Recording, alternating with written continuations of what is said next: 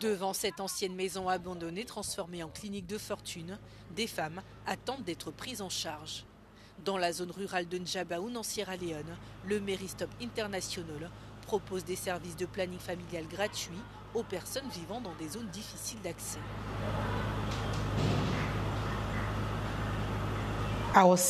J'avais 16 ans, je suis tombée enceinte et j'ai dû prendre des pilules pour avorter, ce qui a été traumatisant.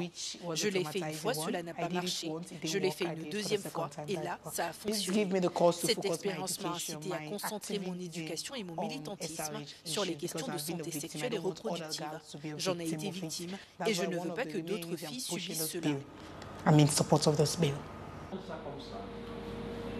Un projet de loi mal perçu par une partie de la population, notamment les religieux.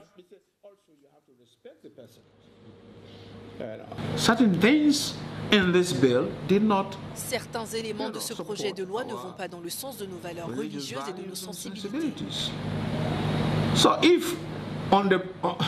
Si pour ces raisons on nous accuse d'être injustes, qu'il en soit ainsi.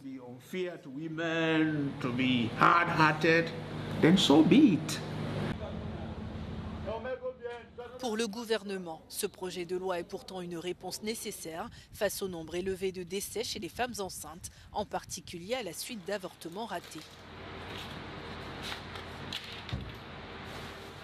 Le temps qu'elles viennent à l'hôpital, elles ont tellement de complications que nous ne pouvons pas gérer nous-mêmes.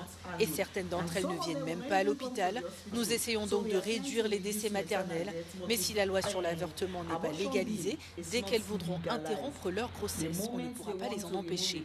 Elles le font de telle sorte qu'au bout du compte, elles finissent par perdre la vie. Selon le Fonds des Nations Unies pour la population, plus de 20% des filles âgées de 15 à 19 ans tombent enceintes en Sierra Leone, soit l'un des taux de grossesse chez les adolescentes les plus élevés au monde.